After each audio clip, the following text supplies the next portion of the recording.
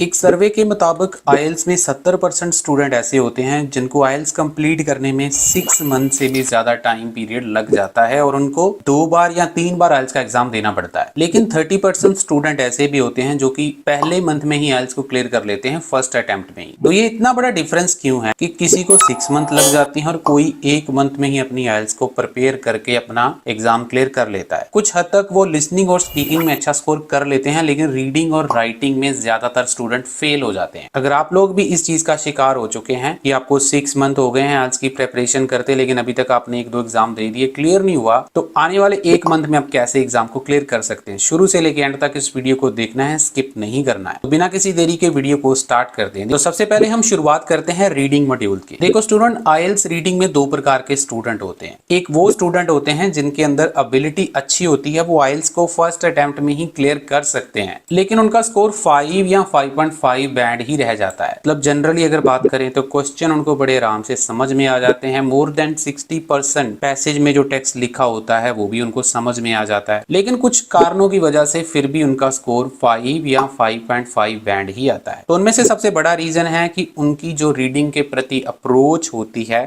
वो सही नहीं होती है। दूसरे नंबर पर या तो वो अपने टीचर या किसी और प्लेटफॉर्म से गलत रीडिंग की स्ट्रेटजीज को अडॉप्ट कर लेते हैं, जिसकी वजह से उनके साथ ये चीज होती रहती है। उनको समझ में भी नहीं आ रहा होता कि हमारे साथ गलत क्या हो रहा है। हम तो अच्छी प्रैक्टिस कर रहे हैं, क्लास में भी हमारा स्कोर अच्छा आ रहा है, लेकिन एग्जाम में जाकर हमारा स्कोर 5 या 5.5 बैंड ही क्यों आता है, चाहे आप अपना एग्जाम एकेडमिक का दे रहे हैं या फिर जीटी का दे रहे हैं। अब हम बात करते हैं दूसरी टाइप की। दूसरी टाइप के स्टूडेंट वो स्टूडेंट होते हैं जिनका टारगेट 6 बैंड होता है, लेकिन उनका एक्चुअल में रीडिंग में स्कोर सिर्फ 4 या 4.5 बैंड ही आता है। उनको रीडिंग तो बिल्कुल भी करनी नहीं आती, लेकिन फिर भी वो किसी के कहने पर या प्रेशर के कारण आईएलटीएस को स्टार्ट कर लेते हैं। मतलब मेरा कहने का यह है कि उनको क्वेश्चन भी समझ में नहीं आता, क्वेश्चन का मीनिंग समझ में नहीं आता। टेक्स्ट की बात करें जो पैसेज में जाकर वो पढ़ते हैं तो बहुत ही लिमिटेड सा टेक्स्ट उनको समझ में आता है। बेसिक वोकैबुलरी सिर्फ वो समझ सकते हैं। 10% के आसपास वो पैसेज को समझ पाते हैं। 90% उनको पैसेज में कुछ भी समझ ही नहीं आता है। आगे चलकर इस वीडियो में मैं सारी चीजें डिटेल में समझाने वाला हूं, जो चीजें मैंने आपको अभी एक्सप्लेन करी हैं। मुझसे पहले बात कर लेते हैं राइटिंग मॉड्यूल की। उसके फेल होने के क्या रीजंस हैं, चाहे आपका एग्जाम एकेडमिक का है या फिर जीटी का है। अगर मैं बात करूं टास्क 1 की, तो स्कोर आपका 5.5 या उससे कम आ रहा है, बार बार आप आईएलटीएस का एग्जाम दे रहे हैं टास्क 1, तो इसके क्या रीजंस हो सकते हैं। तो सबसे पहले मैं अगर बात करूं तो सेंटेंस कंस्ट्रक्शन बहुत ज्यादा खराब रहता है। इंस्टीट्यूट में आपको लग रहा होता है कि आप अच्छी परफॉर्मेंस दे रहे हो, अच्छा सब कुछ चल रहा है, लेकिन रियलिटी में आपका सेंटेंस कंस्ट्रक्शन या सेंटेंस फॉर्मेशन बहुत ज्यादा खराब होता है। उसके बाद मैं बात करूं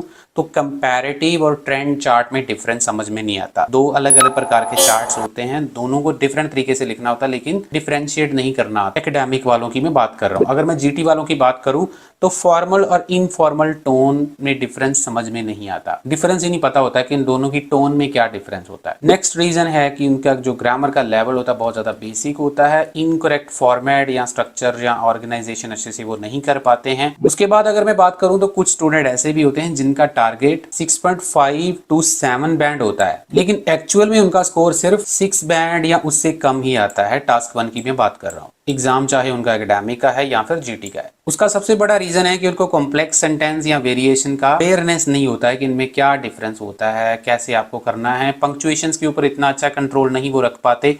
फॉर्मल और इनफॉर्मल एक्सप्रेशन अच्छे से उनको नहीं आते और स्ट्रक्चर वगैरह भी उनका ठीक नहीं होता है। बात अगर हम राइटिंग टास्क 2 की करें कि वो उसमें क्यों फेल होते हैं, तो सबसे बड़ा रीजन है कि वो आईएलटीएस की रिक्वायरमेंट या फिर एग्जैक्ट पैरामीटर को समझ ही नहीं पाते हैं। फिर उसके बाद उनके जो स्ट्रक्चर्स होते हैं वो एडवांस लेवल के नहीं होते हैं। सेंटेंस फॉर्मेशन, एडवांस ग्रामर और पंक्चुएशंस बहुत ज्यादा वीक होती हैं। पोजीशन इतनी क्लियर नहीं रख पाते। वो जो पोजीशन होती है ना उसके बहुत ज्यादा मार्क्स होते हैं राइटिंग टास्क 2 की अगर मैं बात करूं। लेकिन आगे बढ़ने से पहले आप लोगों को छोटी सी रिक्वेस्ट है कि आप चैनल को सब्सक्राइब कर लेना। आइए हम सबसे पहले स्टार्ट करते हैं रीडिंग मॉड्यूल से। वो वाले स्टूडेंट जो 5.5 बैंड जिनके बार बार आ रहे हैं, लेकिन उनके अंदर पोटेंशियल बहुत अच्छा है, मतलब वो 7 बैंड तक ले सकते हैं। टेक्स्ट उनको समझ में आता है, क्वेश्चन भी समझ में आता है, लेकिन फिर भी फेल हो रहे हैं। तो सबसे पहले तो मैं बताना चाहूंगा स्टूडेंट, आपको अपनी पंक्चुएशन को इंप्रूव करना पड़ेगा, क्योंकि पंक्चुएशंस का रोल बहुत बड़ा होता है आपकी रीडिंग में। इसको हम एक एग्जांपल के साथ समझते हैं। देखिए स्टूडेंट, बहुत सारी पंक्चुएशन ऐसी होती हैं जो आपके क्वेश्चन का मीनिंग या फिर आपके पैसेज में जो टेक्स्ट लिखा हुआ है उसका पूरा मीनिंग चेंज कर देती है। जैसे आप लोग यहाँ पे एग्जांपल देखिए, द टीचर सेड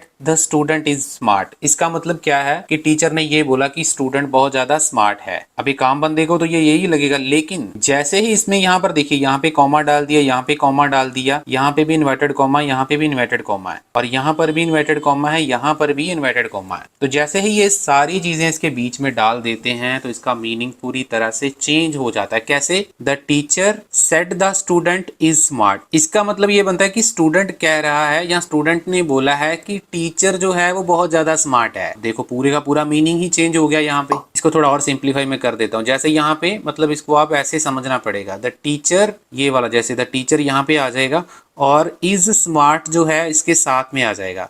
तो the teacher is smart said the student, ऐसे आपको इसको समझना पड़ेगा। इसका मतलब यह है कि स्टूडेंट बोल रहा है कि टीचर बहुत स्मार्ट है। तो आप खुद देखिए, ये वाले सेंटेंस में और ये वाले सेंटेंस में जमीन आसमान का फर्क है। और यही फर्क जो एग्जामिनर होते हैं जब आपको पैसेज पढ़ना होता है ना, ऐसे ही वो कॉमास या inverted commas, colon, semicolon वगैरह यूज करते हैं, जिसका स्टूडेंट को यूज नहीं पता होता है। हालांकि उनकी इंग्लिश बहुत अच्छी होती है। अब इसमें देखिए, आपको समझ तो सब कुछ आ रहा है लेकिन फिर भी मीनिंग चेंज हो गया। अब एक और एग्जाम्पल के साथ मैं आपको समझाता हूँ। जैसे ये देखिए, I find inspiration in cooking, फिर कॉमा है, माई फैमिली, फिर कॉमा है, एंड माई डॉग। का मतलब क्या है कि जो इंस्पिरेशन मिल रहा है मुझे वो 3 चीजों से मिल रहा है, कुकिंग में, फैमिली में और डॉग से। लेकिन यहाँ पे ये वाले सेंटेंस में कॉमास को उड़ा दिया गया है। तो I find inspiration in cooking my family and my dog. अब यहाँ पे इसका मीनिंग है कि 2 चीजों में मुझे इंस्पिरेशन मिल रही है, मतलब कि फैमिली के साथ कुकिंग करने में और जो मेरा डॉग है उसके साथ। लेकिन यहाँ पे 3 चीजों में कर रही थी, कुकिंग अलग है, फैमिली अलग है, डॉग अलग है। तो स्टूडेंट आपको मेरी बात अच्छे से समझ आई होगी। गाइज इसी बात के ऊपर एक लाइक आपको जरूर दे देना है। ये सारी चीजें हम डिटेल में समझाते हैं। जब आप हमसे क्लासेस वगैरह लेना चाहें तो ले भी सकते हैं,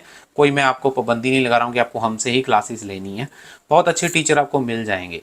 लेकिन अगर आपको हमसे क्लासेस चाहिए तो आपको नंबर दिख रहा है स्क्रीन के ऊपर, आप हमारे साथ कांटेक्ट कर सकते हैं। दूसरी जो गलती स्टूडेंट करते हैं वो है रियल एग्जाम पैसेजेस की। बहुत सारे स्टूडेंट क्या करते हैं, वो सिर्फ कैम्ब्रिज को पढ़ते हैं। देखो कैम्ब्रिज, मैं नहीं बोल रहा हूँ कि कैम्ब्रिज गलत है, कैम्ब्रिज भी ठीक है, लेकिन कई बारी क्या होता है कि मंथ में 4 एग्जाम होते हैं, 4 में से 1 या 2 एग्जाम ऐसे होते हैं जिसमें जो रीडिंग का स्टाइल थोड़ा सा चेंज होके आपको मिलता है। और दूसरे नंबर पर आपकी जो स्ट्रेटेजीज होती हैं वो अपने क्लास टाइम में डेवलप करनी होती है, लेकिन आप डेवलप नहीं कर पाते, उसकी वजह से भी आप लोग फेल हो जाते हैं। अगर मैं राइटिंग की बात करूं, जिसमें मैंने आपको टास्क 1 का बताया कि आपको कंपैरेटिव चार्ट या ट्रेंड चार्ट का डिफरेंस नहीं समझ में आता, सेंटेंस नहीं बनाना आता, बेसिक ग्रामर आपको समझ में नहीं आती, ये सारी चीजें हमने अपने क्रैश कोर्स में बहुत ज़्यादा डिटेल में अच्छे तरीके से कवर करी हैं, इजी तरीके से कवर करी हैं। उसके बाद जैसे टास्क 2 की बात करें तो आईटीपी के जितने भी पैरामीटर्स होते हैं जिसको आपको ध्यान में रखना होता है जब आप राइटिंग टास्क लिखते हैं, आपकी पोजीशन कैसी होनी चाहिए, एडवांस में स्ट्रक्चर क्या होता है, ये सारी चीज़ों को,